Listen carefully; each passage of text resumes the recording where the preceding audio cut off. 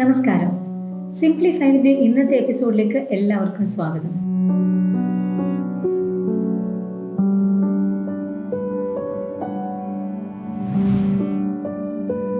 നിങ്ങളുടെ സാലറി കുറവാണോ? കുറവായാലും കൂടുതലായാലും അത് നിങ്ങളെ മാനസികമായി ബുദ്ധിമുട്ടിക്കുന്നുണ്ടോ?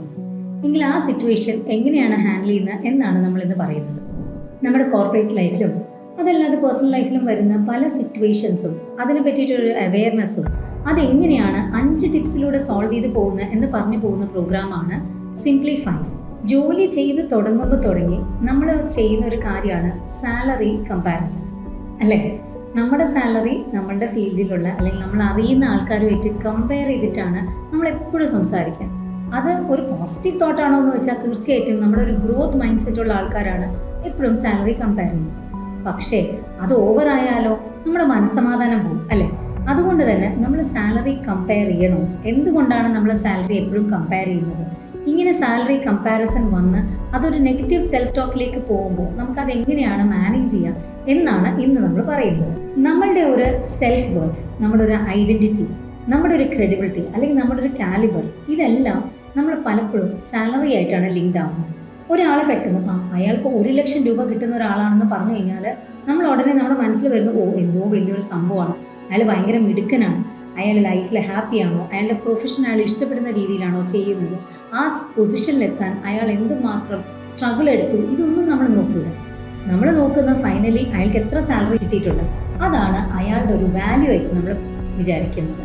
അത് ആണുങ്ങളിൽ മാത്രമല്ല കേട്ടോ, പെണ്ണുങ്ങളിലും ഇപ്പം വരുന്നുണ്ട്. കാരണം പണ്ട് ആണുങ്ങൾ മാത്രമാണ് ജോലിക്ക് പോയിരുന്നെങ്കിൽ ഇപ്പോൾ പെൺകുട്ടികളും ജോലിക്ക് പോകുന്നുണ്ട്. വളരെ റെസ്പെക്ട്ഫുൾ ആയിട്ടുള്ള പൊസിഷൻസ് അവർ ഹോൾഡ് ചെയ്യുന്നുണ്ട്. അതുകൊണ്ട് തന്നെ ജെൻഡർ ഇല്ലാതെ തന്നെ നമുക്ക് പറയാം salary comparison is one of the major concerns for negative self talk.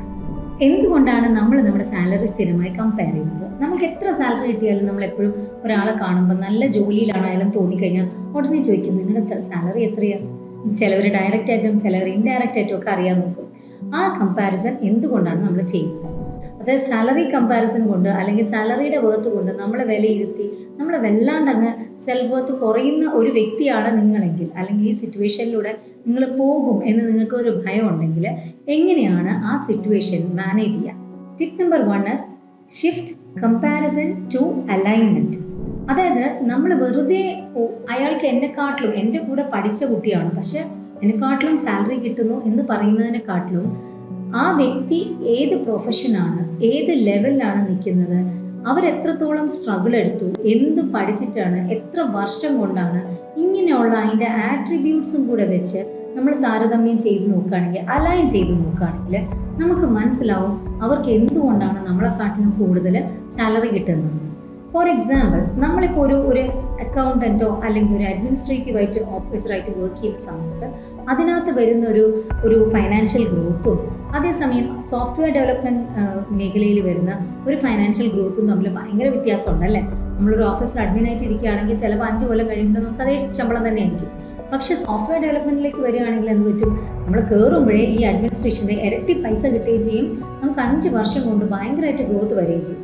അപ്പോൾ നമ്മളൊരു അഡ്മിനിസ്ട്രേഷൻ ജോലിയും അതുപോലെ സോഫ്റ്റ്വെയർ ഫീൽഡും കൂടെ കമ്പയർ ചെയ്യാനായിട്ട് പാടില്ല.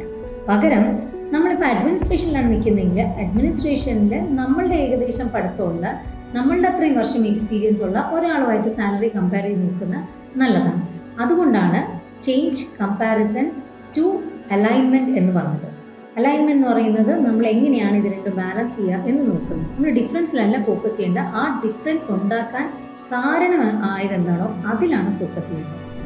രണ്ടാമതായി, പലപ്പോഴും നമ്മൾ ഈ നെഗറ്റീവ് സെൽഫ് ടോക്ക് ആവാം, നമ്മൾ തന്നെ എപ്പോഴും വിചാരിക്കുന്നുണ്ടാവാം. ഇപ്പം നമ്മുടെ ഒരു കമ്പനിയിൽ 4 ടീം മെമ്പേഴ്സ് ഉണ്ട്, 4 പേർക്കും 4 സാലറിയാണ്. ചിലപ്പോൾ 4 പേര് 4 ഒരേ ജോലിയായിരിക്കും ചെയ്യുന്നത്. അപ്പോൾ നമ്മൾക്ക് എപ്പോഴും തോന്നും, കണ്ടില്ലേ നമ്മുടെ കൂടെ കയറിയ ആൾക്കാരാണ്, എന്നിട്ട് നമ്മൾക്ക് 10,000 കിട്ടുന്നുണ്ട്, അവർക്കാണെങ്കിൽ 15,000 കിട്ടുന്നുണ്ട്. ഇങ്ങനെ വരുമ്പോൾ ഒരു നെഗറ്റീവ് സെൽഫ് ടോക്കാണ് സാലറി കമ്പാരിസണിൽ വരുന്നത്. ചിലപ്പോൾ അങ്ങനെയല്ലാതെ പുറത്തുനിന്ന് ആരെങ്കിലും പറയും, കണ്ടില്ലേ എൻ്റെ കൂടെ കയറിയ ആൾക്കാരാണ്, അവരെല്ലാവരും കയറിപ്പോയി, നീ മാത്രമാണ് അവിടെ നിൽക്കുന്നത് എന്ന് പറയുമ്പോൾ നമ്മൾ ആ ഒരു സ്റ്റേറ്റ്മെൻറ്റിന് റീഫ്രെയിം ചെയ്യണം. അതാണ് tip number 2, reframe the thought process. അതായത് എങ്ങനെയാണ് റീഫ്രെയിം ചെയ്യുന്നത്? നമ്മൾ എപ്പോഴും ആ ഒരു പെർട്ടിക്കുലർ നമ്മളുടെ ഇഷ്യൂവിൽ ഫോക്കസ് ചെയ്യാതെ ആ ഇഷ്യൂവിന് നേരത്തെ പറഞ്ഞ പോലെ എന്തൊക്കെയാണോ കാരണങ്ങൾ അതും കൂടെ ചേർത്ത് വേണം ആലോചിക്കാൻ. അങ്ങനെ റീഫ്രെയിം ചെയ്യുമ്പോൾ നമുക്ക് തന്നെ മനസ്സിലാവും നമ്മൾ ഈ ആലോചിക്കുന്നതിൽ കാര്യമൊന്നുമില്ല. കാരണം നമ്മൾ ചിലപ്പോൾ ഹാഫ് ഡേ ആയിരിക്കും വർക്ക് ചെയ്യുന്നത്, അവർ ഫുൾ ഡേ വർക്ക് ചെയ്യുന്നുണ്ടാവും. എല്ലായിടത്തും നീതിപരമായിട്ടല്ല സാലറി കൊടുക്കുന്നത്, ചിലയിടത്ത് കൂടുതലും കുറവുണ്ടാവും. അങ്ങനത്തതല്ല ഞാൻ പറയുന്നത്. പക്ഷെ കാരണമില്ലാതെ നമ്മൾ സാലറി കമ്പയർ ചെയ്യുന്നു എന്ന് നോക്കുമ്പോഴാണ് ഈ പ്രോബ്ലം വരുന്നത്. നെഗറ്റീവ് സെൽഫ് ടോക്കും നെഗറ്റീവ് കമ്പാരിസണും. ആ കമ്പാരിസൺ എങ്ങനെ ഹാൻഡിൽ ചെയ്യാമെന്ന് മാത്രമാണ് നമ്മൾ പറയുന്നത്. മൂന്നാമത്തെ ടിപ്പ് എന്ന് പറയുന്നത്, നമ്മൾ ഈ കമ്പാരിസൺ ഉണ്ടല്ലോ ജഡ്ജ്മെന്റ് ആയിട്ടല്ല യൂസ് ചെയ്യേണ്ടത്, അത് ഡേറ്റ ആയിട്ടാണ് യൂസ് ചെയ്യേണ്ടത്.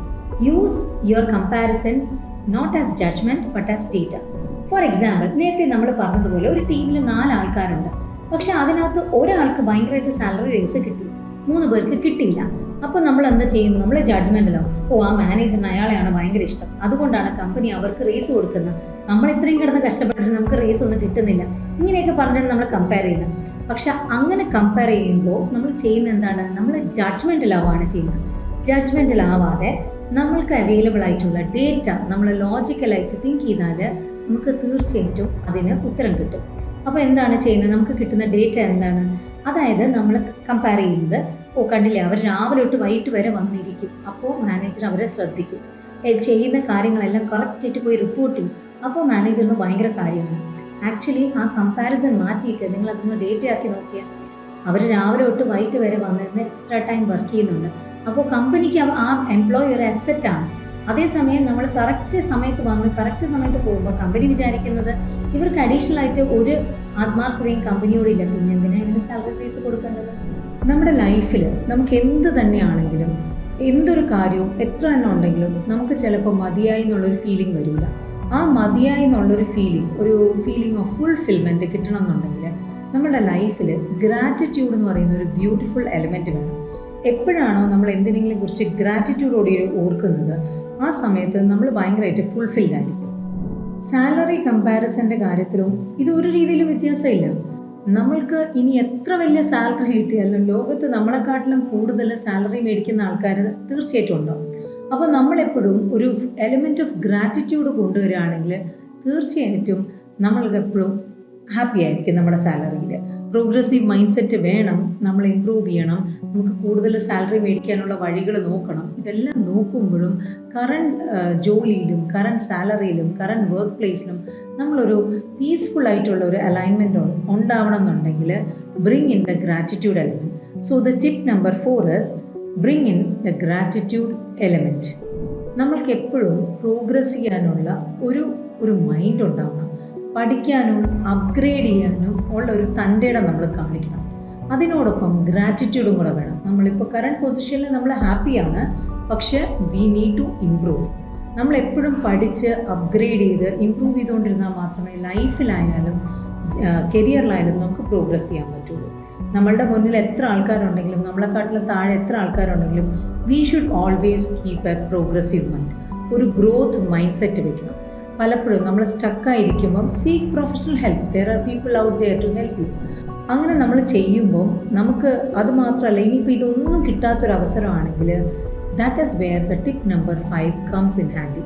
Create a personal wealth definition. അതായത് നമ്മളെപ്പോഴും വെൽത്ത് എന്ന് പറയുമ്പോൾ പൈസ എന്നാണ് വിചാരിക്കുന്നത്. വെൽത്ത് ഒരിക്കലും പൈസയല്ല. വെൽത്ത് എന്ന് പറയുന്നത് നമുക്കൊരു എമൗണ്ട് ഓഫ് പൈസ വേണം, ആ പൈസയിൽ നമ്മൾ ഹാപ്പി ആയിരിക്കണം. അപ്പോഴാണ് നമ്മൾ പറയുന്നത് അവർ വെൽത്തിയാണ്. അതായത് നമുക്ക് ആവശ്യമുള്ളതിലധികം പൈസ നമുക്ക് ജനറേറ്റ് ചെയ്യണം, ആ പൈസ നമുക്ക് ഹാപ്പിനെസ് തരുമെന്ന്, ഒരു ഫുൾഫിൽമെൻറ്റ് തരണം. അപ്പോഴല്ലേ കാര്യമുള്ളൂ. കുറേ പൈസ ഉണ്ടായിട്ട് മനസ്സമാധാനം ഇല്ലെങ്കിൽ പിന്നെന്താ കാര്യം? സോ ആ നമുക്ക് പേഴ്സണൽ ഗ്രോത്ത് എന്താണോ വേണ്ടത് അത് നമ്മൾ ലോജിക്കലി ഇരുന്ന് ആലോചിച്ച്, ബയസ്ഡ് അല്ലാതെ ജഡ്ജ്മെൻ്റ് അല്ലാതെ ലോജിക്കലി ഇരുന്ന് ആലോചിച്ച് നമ്മളൊരു ചാർട്ട് ഉണ്ടാക്കണം. Find out what are your pain points. എന്തൊക്കെയാണ് നിങ്ങളുടെ ക്യാരക്ടറിൽ നിങ്ങൾക്ക് മാറ്റാൻ താല്പര്യമുള്ളത് നോക്കുക. ക്യാരക്ടർ എന്ന് പറയുമ്പോൾ പ്രൊഫഷണൽ ക്യാരക്ടറാണ് ഞാൻ ഉദ്ദേശിച്ചത്, പേഴ്സണൽ അല്ല കേട്ടോ. പ്രൊഫഷണൽ ആയിട്ടുള്ള ഒരു ക്യാരക്ടറിൽ നിങ്ങൾക്ക് എന്തൊക്കെയാണ് മാറ്റാൻ ഉദ്ദേശിക്കുന്നതെന്ന് കണ്ടുപിടിക്കുക. Mark it down and going for A change. When you change your position, your salary, your work place, everything will progress in A positive വേ. അപ്പോൾ അതുകൊണ്ട് salary comparison to an extent is good when it is with a progressive mindset. But when it is judgemental or negative self ടോക്കിലോട്ട് വരുമ്പം remember it's time to stop. ഇത് കേട്ടുകൊണ്ടിരിക്കുന്ന ആരും salary comparison negative രീതിയിൽ ചെയ്യാതിരിക്കട്ടെ. ഇനി അഥവാ സാലറി കമ്പാരിസൺ ചെയ്യുകയാണെങ്കിൽ അതൊരു പ്രോഗ്രസീവ് മൈൻഡ് സെറ്റോടുകൂടി മാത്രം ചെയ്യട്ടെ എന്ന് ആശംസിച്ചുകൊണ്ട് തൽക്കാലം വിടവാങ്ങുന്നു. നിങ്ങൾക്കൊപ്പം Sindhu Nandakumar, corporate psychologist at Atmasutra Mind. Thank U.